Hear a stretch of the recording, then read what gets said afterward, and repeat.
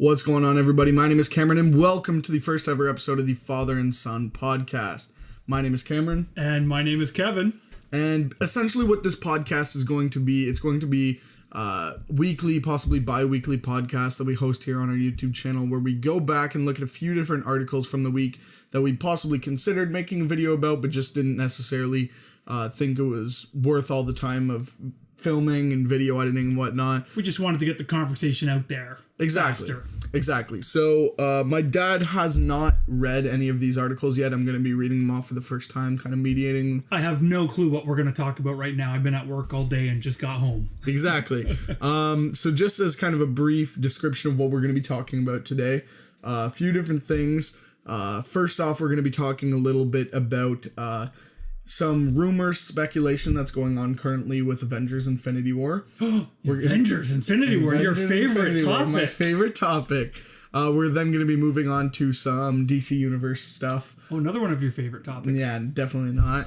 And then afterwards, there's some game things, and hopefully I'm not forgetting any articles there. No Star Wars? No Star Wars this episode. There's no Star Wars news? Nope. Wow. No Star Wars news. I was searching, but I couldn't find anything. Come on, people. Yeah, I'm saying.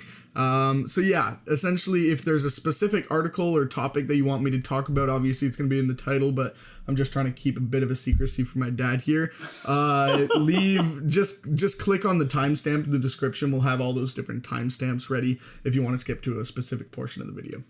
So I'm just going to open up my browser here, and we're going to get to the first article, which is going to be this one right here. So this is a big one, for sure. So for anyone who's kind of worried possibly about Avengers 4 possible spoilers, again, this hasn't been confirmed by an official source, but definitely I was doing a bit of research on it beforehand, and it seems like it's definitely a strong possibility. So any Avengers 4 spoilers possibilities, beware. But it is now officially rumored that Avengers 4 is set to start 5 years after Infinity War Part 1. I love this so much. I love this. So I did hear about this one today because I watched one of my favorite YouTubers is a channel called John Talks Star Wars. Okay. We should put the link to him. I love his site. His site is so good. He was talking about this today. I listened to it over my lunch break. For sure. But I didn't read the article. Okay. So we're going to open up in this article right here, and I'll just kind of read it for us here. So at this point, it seems like Marvel... Oh, and just by the way, this article comes from comicbook.com, and this article is written by Coffee Outlaw, and this was an article that had come out last night, I believe. So it starts off, at this point it seems like Marvel Studios is practically trolling fans by holding back Avengers 4 details, with even New York Comic Con 2018 being upstaged by the folks... Is that it? Folks? Faux. Okay. The faux beef? Never seen that. Okay, never mind. I'm just a horrible mediator, I guess. Yeah. The faux beef between Avengers 4 director, the Russo bros, and Hulk actor Mark Ruffalo, after later jokingly spoiled the Avengers 4 title. With few official details to go on, one of the biggest topics amongst fans has been when exactly the Infinity War sequel takes place. And according to a new rumor, a lot of time will have passed between Avengers 3 and Avengers 4. So we got Daniel R. here, who this rumor officially was sparked up by, who is a writer for Super Bowl movies, essentially a film writer from my knowledge, and has a lot of credibility within the film industry. So he announced, or at least started a rumor that Avengers 4 starts years after Infinity War, not just a few months later as some people were hoping for. Sorry, guys. And then somebody replies to the comment, how many years? I heard it was rumored to be like 5 years after, and then he confirmed 5. So just to continue, there seems to be some discrepancy between Daniel R's own understanding of what the details of Avengers 4 are, but the general rumor, you kind of caught me off guard, you moved it up there, is that there will be a 5-year jump between Avengers Infinity War and Avengers 4. Amazing. That would give Marvel the chance to establish a very different world of the Marvel Cinematic Universe than what we currently know and love, effectively opening the door to a very different version of the MCU after the tragedy of the snap is somehow reversed. Have to do the snap. Negated. Every time you see the word the snap, you gotta snap. Yeah, so that's kind of the basic rundown, just kind of first paragraph and a half there. Otherwise, it's going to be a lot of just speculation. If they do this would be brilliant for many reasons. the first is to get a glimpse of the world 5 years later after half the population of Earth vanishes. It's crazy. Like, you can't even get your brain around it. Like, this is kind of like, this is like Left Behind rapture kind of stuff. And if you don't know what the rapture is, read the Bible or find a Christian to explain it to you. But it's this whole idea that all these people in the world just disappear, right? So a world where half the population of the world disappeared, everything would be shut down. Like, think of government, business, all of our social security systems, healthcare, all this stuff that we have in the world would be completely devastated. Yeah.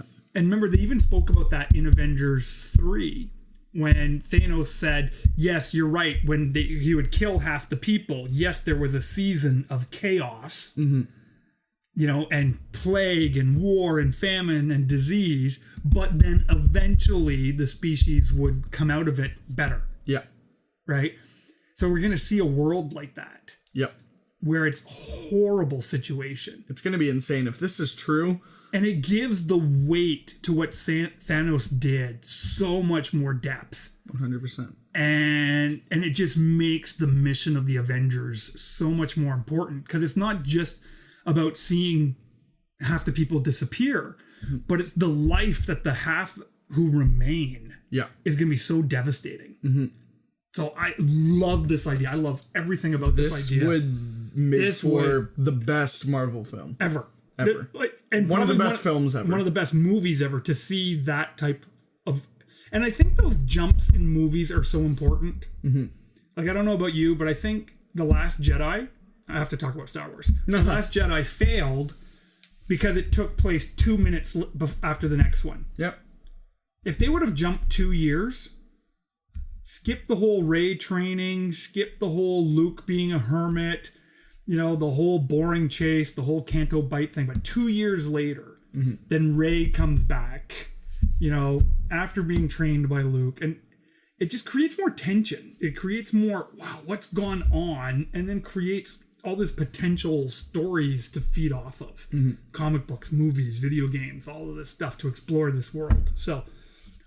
love this idea. They got to do this. This is incredible. So, just as a bit of kind of speculation, for speculation's sake, just imagine what will have been going on with the remainder of the team during this time period. But here is the part that is very, very weird that I'm sure it hasn't crossed your mind yet. Iron Man. Yeah. Where was he left off? He's on the other planet. He's on Titan. He's on Titan. How were you on Titan for 5 years? Well, I don't know. We'd have to figure that out. He could be trapped there for 5 years. He's with Nebula. What if he's trapped? Well, Nebula would have her ship, unless it got destroyed in the fight. I don't remember. I don't remember. Yeah, I don't think it was seen, but it was a pretty big fight. Do you know how crazy of a concept that would be? Yeah. If he was trapped there for 5 years. You know, Ant-Man trapped in the quantum realm for 5 years. I didn't even think of that. What if he's trapped there for 5 years? Sorry, guys. We should have just prefaced... I mean, these are older films at this point, but we should have prefaced this with a bit of a spoiler warning. Okay. Yeah. Anyway, love this. Love this. Love this. Please let this be real.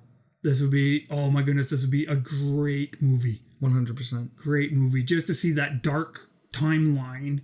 And then a time travel story would be awesome. I love time travel movies. Back to the Future. I even like Time Cop with Jean-Claude Van Damme. Okay, you've never seen it? No. We got to get that movie from the 80s. Awesome. Love time travel stories if they're done well. Yes. This could be done incredibly well. 100%. It creates a dark timeline. They go back in time to stop it and then creates a new split, a new timeline, a new alternate thing. So then you could actually introduce changes, new characters, even new actors. To existing characters because it'd be a new timeline. Well, here's the thing. Do you think it would take 5 years for Captain Marvel to make her way to Earth? Who knows? Because that would be kind of the main point to follow. Explaining the 5-year gap. Yeah. Would be it's just taken this long for Captain Marvel. Very possible. But I guess we'll see if she's stuck somewhere after the events of Captain Marvel, which debuts, I don't know, like 5 months from now. Yeah. Oh, this is so good. Incredible. Gotta do the snap. Personal message to Marvel Studios: please make this a thing. Make this a thing. If this is not a thing, make this a thing. And just, I know this is an article, but in related news, I believe right here.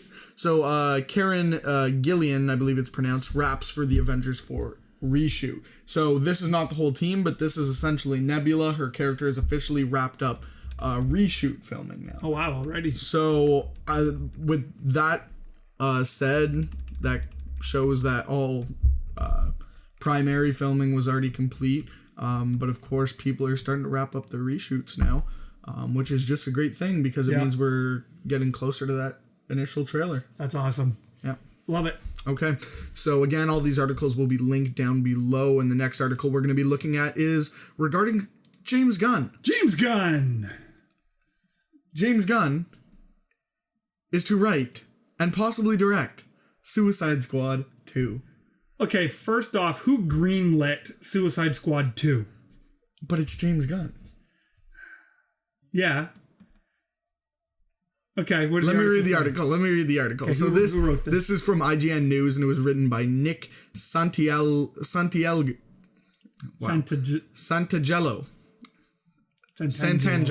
I apologize. We apologize for pronouncing that wrong. Yeah. Nick. So, a Warner Bros. Representative has confirmed to IGN that James Gunn will direct what will presumably be Suicide Squad 2. It is confirmed that James Gunn is writing the next installment to the Suicide Squad franchise, the representative told IGN. Original story follows. So, Suicide Squad 2 may have found both its writer and director in James Gunn. The Wrap reports Gunn is in talks to write and direct the Suicide Squad sequel, while Polygon has confirmed Gunn will write it, but WB, Warner Brothers, had no comment on whether he would also be directing it. IGN has reached out to Warner Brothers for comment. According to the report, the Guardians of the Galaxy veteran is in talks to write and has an eye to direct the DC anti-hero sequel. What's more, Gunn is said to be taking a completely new approach to Suicide Squad rather than following closely to what was established in the 2016 original. So this is definitely interesting, especially considering all the controversy revolving around James Gunn's name earlier this year, obviously being kicked off of the team. Being fired from Guardians of the Galaxy. Exactly. So he was fired by Disney for inappropriate pedophilia jokes online. Yes. Now, I get it. When you're famous, people are going through your trash trying to find dirt on you. I get it. That sucks. But that stuff ain't funny. No. That's, and as a family man, as someone who really holds, family values, I do back Disney's decision to let him go. That was just a mess and a political nightmare that Disney did not need. And so, to be honest, I'm shocked that Warner Brothers would take that on. Yeah, it was a surprise to me too. Again, this is an article just from earlier today, I believe, if I'm not mistaken. But I saw it scroll by in my feed, and I was shocked, to be quite frank. I mean, well, I'm not saying from a film perspective that this is a bad thing whatsoever. I think it's a great thing from a film perspective. Absolutely. Is James Gunn a great filmmaker? Absolutely. 100%. Is James Gunn a nice guy? Don't know. I've never met him. Yeah. Right? And I'm not the type of person to judge someone. But when you have a public job, you have to be mindful of how you communicate in the public. 100%. And so that's the nature of the world that we live in today. Like, you can have your beliefs, you can have your leanings and all of that, but in these public positions, you represent everybody. You're making films for everybody. And you can't come out as, saying I'm this, I'm left-leaning and I'm only making movies for left-leaning people, or I'm right-leaning, only making movies for right-leaning people. Like, it doesn't work that way. That's not what entertainment is. Like, it's not, leave your politics out of it, leave all that out of it, just make good movies and, and make some money. So, very curious. I mean, one, it's not like they can make the DCEU worse. Yeah, that's true. I mean, as a guy with a Superman tattoo, it pains me the state that the DCEU is in, But this, you can't make it worse. So, James Gunn, maybe he can, pull a rabbit out of his hat, and the political mess can be behind us, and he can make a really good movie and reboot some of this stuff. That'd be awesome. But doing it with Suicide Squad, that movie was terrible. Yeah, but okay, let's take with all political whatever, all negativity towards James Gunn aside. Yeah. Just what it says here. Gunn is said to be taking a completely new approach to Suicide Squad, rather than following closely to what was established in the 2016 original. So the new approach is to make it good. I'm hoping. Instead of bad. I'm hoping. Like, Suicide Squad was unwatchable. It was very bad. I only got through about half of it. It was very bad. And then the power went out. There was a storm that night, and I didn't even bother watching the rest of it. I was like, oh, thank you. I wasn't at the same showing as you. Yeah, no, I watched it here at home. Yeah, I was like, oh, wow, look at that. God blessed me by turning the power off and saving me from this movie. Yeah, it was. So, it was not great. So you've never seen even the ending of that film? Never saw the ending. The best part of that movie was the opening scene when Batman was catching all the bad guys. Yeah, but now we don't have Ben Affleck anymore. Oh, I liked Ben Affleck. And we don't have Henry Cavill. Oh, that breaks my heart. I don't even want to talk about that. I loved Henry Cavill. Yeah, it's awful. He looked the part, and they were finally set up to do good stuff. But anyway, we're talking James Gunn, not Henry Cavill. Yeah. So yeah, this is going to be interesting. We'll see if this is true. Is this potentially a political mess for Warner Brothers? Yep, but I don't think they could be in any more of a mess than they already are with the DCEU. They need to make that Flashpoint movie and reboot the whole thing and start over. That's the beauty of doing a Flashpoint movie. You use it to start over. Yeah, it's true. And do it slow. It took Marvel 10 years. Take your time. You'll make more money if you do it well and take your time. That's fair enough. So we'll see if James Gunn shows up. Yeah. That's interesting. And again, this is not a film necessarily with even a release date yet, because obviously it's still years down the line. And also it's not even confirmed that it's Suicide Squad 2. It technically could be a prequel film. It could be. Possibly be a standalone, although considering they've been saying Suicide Squad, I wouldn't bet on that at all. But I mean, from Suicide Squad, I did enjoy Will Smith's performance overall. I love Will Smith. He's good. He's good in everything. He's so good. He's a solid guy. The Fresh Prince, man. He just nails everything he's in. He's just such a phenomenal actor. That's true. I think from a solo film standpoint, Harley Quinn has potential, possibly. I mean, it's still a character that... Harley Quinn, again, so if any of the writers are listening, or James Gunn, if you're listening to this, Harley Quinn is actually a very interesting character who doesn't need to be so sexed up to be interesting. Mm-hmm. She's a phenomenal character. Put some clothes on her, make her an interesting character. She's way more than just eye candy in a movie for like all the fanboys. Like they're missing out on a great opportunity on an amazing character. See, because I feel like just a Joker Harley Quinn film. I mean, as much as I don't like any more thought about a Joker film without Batman in it, a Joker Harley Quinn film has like a Bonnie and Clyde kind of story. It has potential. So much potential. Like, they're great characters you could do some really good stuff with. You just need good actors. You can't have Jared Leto as...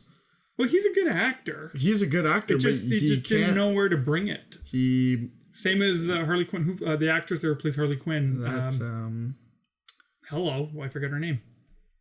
Anyway, great actress. Been in some amazing stuff. Like, she's really talented, some good stuff. Just give them a script to work with, and it's the characters have got so much more potential than what they did. But Jared Leto kind of made the Joker character himself. He was like method acting and kind of twisted the character. I feel like a little bit more. Will Smith. More Will Smith. You can't go wrong with Will Smith. It's true. All right, so we're going to get into a bit of the gaming side of the podcast now. So this pretty much covers the film news, but we're actually moving into some very, very interesting gaming territory now. Okay. So first article we're going to look at here is put out by CNET by Mike Sorrentino. And here's what they're saying. So Microsoft's Project xCloud will stream Xbox games to phones, tablets, and more. So this is a very, very interesting concept. And it's something that I feel is piggybacking off of the idea of Nintendo Switch. But we'll get to that. I'll read the article here. Who wrote that? This was Mike Sarantino. Mike Sarantino. Yeah. For CNET. Okay. So Microsoft revealed Monday that it's testing an Xbox game streaming service called Project xCLOUD. The company demonstrated its work on the service so far in a video showing Forza and Halo games designed to be run on an Xbox One console, being played on Android phones and tablets. The games work both with an Xbox wireless controller paired over Bluetooth and using a touchscreen overlay where there's no controller present. Project xCLOUD's state-of-the-art global game streaming technology will offer you the freedom to play on the device you want without being locked to a particular device, wrote Kareem Chowdhury, Microsoft's corporate vice president for cloud gaming, in a blog post. So just to start it off here, public tests of Microsoft Project xCLOUD are set to begin in 2019. Very interesting concept. Again, I'm not an Xbox guy. I have an Xbox 360 in my room that I rarely use. When's the last time we turned that on? Yeah, it's been forever. It's been forever, but it's I say it's got tons of potential. Yeah. 100%, because the Switch surprisingly blew up way more than I had ever expected. Really? 100%. Yeah. I know so many people with Switches. Huh. And if you don't have a Switch, when a friend comes over with a Switch, you're playing the Switch.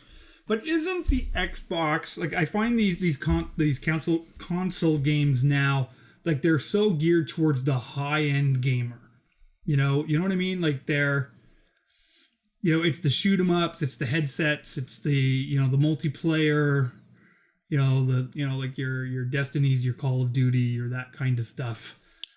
Would that play well on a cell phone? Well, your screens are so small, it shows a photograph of a controller that's hooked up to a display with the phone on it. Imagine instead of having a phone there, it's a tablet of some sort. Sure. And even if it's just, again, wireless, you can play with a remote and it's just as if your iPad is working as a tablet. Yeah. I say there is viability in something like this. Sure.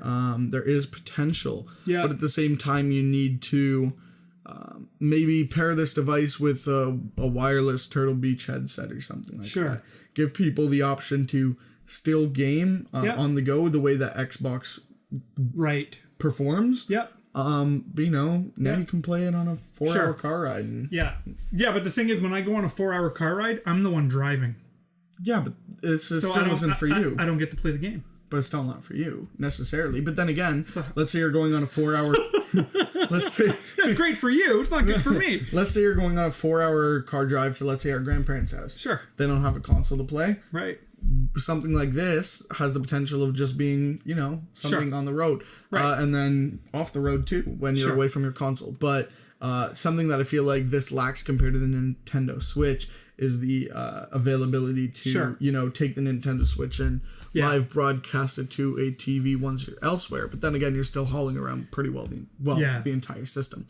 And I think for me, all of these types of streaming games, these cloud-based projects, I get why they're doing it, because one, it keeps production really low. You're not producing, discs and boxes and labels and shipping and all of that. So it keeps cost really low for the company.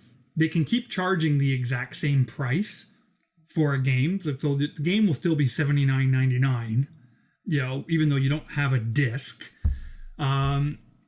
And I'm just not a fan of this model, because maybe I'm still a little bit too old-fashioned, but I actually don't like buying movies or games without me owning something. I'm not 100% sure that this is what it's saying, because as you can... again, we don't have the Xbox One, but it's an xCloud service. They're saying so it's going to be available through a cloud service, so you're not going to have a disc, right? You're going to... Okay. So it's like if I buy something on the PlayStation Store and I download it, once I finish it, I can't trade that game with someone. I can't bring that to a video game store, get, my $20 credit to my next game. I'm stuck with that thing for life. and it's great for the company. They make money, but I think with old guys like me, they're not making as much money because we're not buying it, because we want the disc. I'm just going to speak this into existence now. I got kind of excited when I had initially, because I just had read the headline for this one. Yeah. I thought they were announcing that Xbox was releasing a video game streaming service. Right. That's what it says. Yes, but I thought it would be like Netflix, but for video games. Oh. Like you can pay a monthly subscription fee. Is that what it is? I don't think so. After reading it, I do not believe that is the case. Although that concept is so much more appealing. It's equivalent to Sony's PlayStation Now service. And I'm going to be honest, we have a PlayStation. I use it a lot, but I've never even looked at what that PlayStation Now is because I just don't play enough games to justify that extra cost. Yeah. So it is a subscription fee for a certain number of games. So it is kind of... See, that's what I'm looking for. Imagine a Xbox or PlayStation database with all these games and you're just paying a monthly fee. Sure. That would be great. That, for some people, that'd be great. For a game, the level that I'm at, I would never use it, but yeah, here's the thing though. You have a part-time job, you could get it. And then there's no concern about like selling games or anything like that, because once you're done with one game, it doesn't matter. It can sit there, but most games will sit there, right? Sure. But I mean, it just gives you an option for a month by month. It's a great idea, and I think that the companies are incredibly smart going this direction. I think it's a great way for Microsoft to make some money and get into this industry, get into this market. It's just I'm not the target market. Yeah. Too old. I guess so. Now we're moving into our last article now here, which is an article I believe again put up by IGN. And this was an article by Joe Screbbles, and it was posted earlier this morning, around 6 a.m. our time this morning in Eastern Standard Time. And it is that Sony is officially working on a next-gen console. So to kind of follow up the Xbox announcement, they're starting to talk about Sony now. So to get into this, they won't call it PlayStation 5 right now, but Sony has finally confirmed that yes, it has another console on the way. Speaking to the Financial Times, Sony CEO Kenichiro Yoshida, sorry if I butchered that. No, you got that right. Said at this point, what I can say is it's necessary to have a next generation hardware. Yoshida wouldn't commit to a name or explain what form that hardware would take. It's not an enormous surprise that Sony would have begun development on a new console, not at least because multiple games have already been announced for next-gen consoles. However, Sony openly admitting that it is working on hardware has led to some conclude that a formal announcement could be closer than expected. The FT reports that that its sources have said that the upcoming console might not represent a major departure from the PS4, and that the fundamental architecture would be similar. Following the success of Nintendo's hybrid Switch and the announcement of Microsoft's project xCLOUD, aiming to allow players to run games on any internet-enabled device, there has been speculation about whether Sony would take similar approaches to one or both.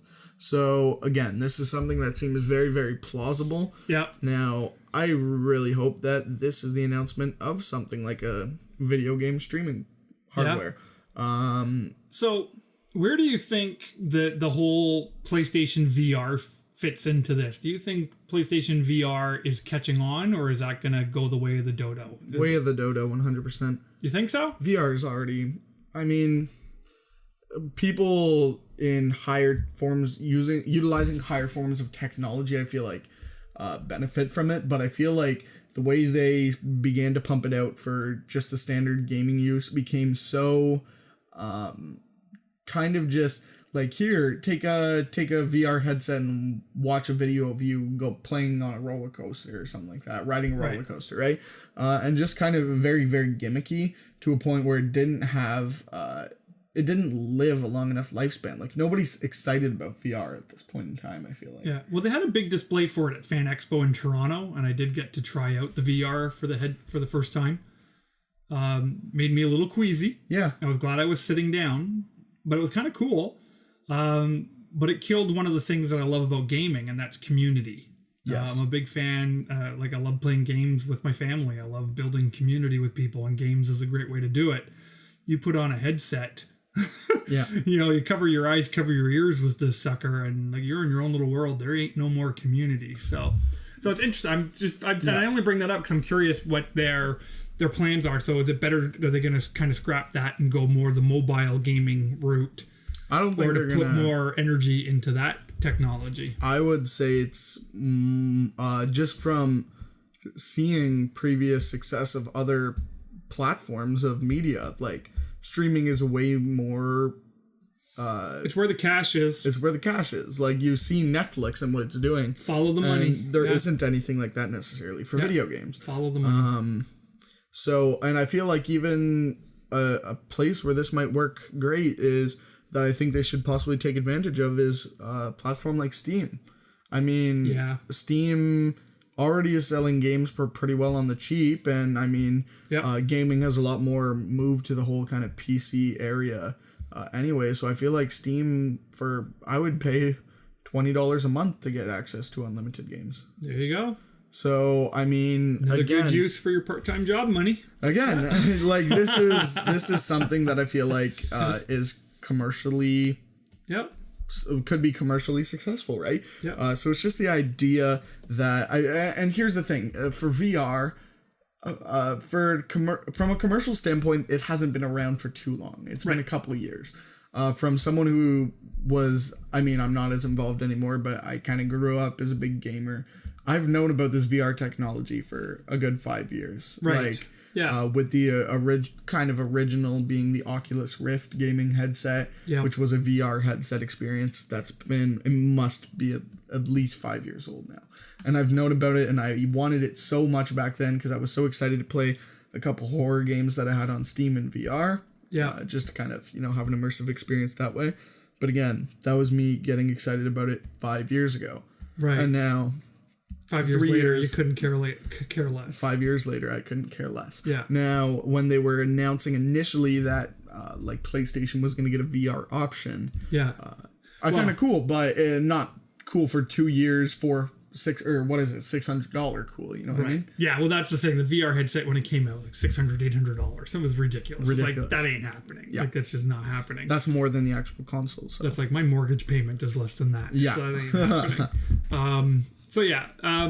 But that Lucasfilm did announce there's going to be a Darth Vader VR short movie or something like that coming out. But what does that even mean? Oh, I don't know, but it was Darth Vader, so I got excited. But short movie could be like one of those crummy YouTube videos that they put up and... Yeah, that's a good point. So anyways, curious to see where they go with this. I'm a PlayStation guy. That's my platform of choice. I've had PlayStation 3, PlayStation 4. Curious to see where it goes. So again, just as kind of a recap, guys, we first spoke about the Avengers 4 rumor on, the 5-year gap in between Avengers 3 and 4, real. which I really hope is real. That'll be a great movie. The Russo brothers will do so good with that. That would be phenomenal. Yeah. 100%. Yeah. Now, after that, we spoke about James Gunn possibly writing, possibly directing the sequel of the Suicide Squad films. Yeah. From a film standpoint, I see no problem with it. James Gunn, man, I'm a big believer in grace and second chances. So, man, I hope they give that to you, James Gunn. And you know what? Public apology goes a long way. Yeah. Instead of like getting all high and mighty on everybody, a public apology goes a long way. Didn't he have a public apology? I don't know, maybe. But potentially, like again, we're not super knowledgeable on that exact situation, so we won't say he didn't have a public apology, but maybe something with a bit more outreach, like I don't know, public physical statement, not just a tweet. Absolutely, that's all there was. Yeah, but hey, that'd be cool. You can't get any worse in the DCEU. Exactly. Then we talked about Microsoft's Project xCloud, which will be beta testing sometime spring, hopefully 2019, early to mid 2019. Again, I'm not an Xbox person, could really care less, but I mean, cool concept. It's a cool concept. Be interested to see where it goes. I won't buy it. Yes. And then the supposed either PS5 or, as I speculated, possibly PlayStation Stream hardware service, which again, either of those. Cool to see where it goes. If it's a PlayStation 5, it's going to be in our household. It's just, At some point. Kind of the way it goes. So, that's going to kind of wrap it up. It's kind of getting late at night, and we covered all our articles. So if you guys want to look at the specific articles, they're all going to be down in the description down below. And again, if you want to re-listen to a specific part of this podcast,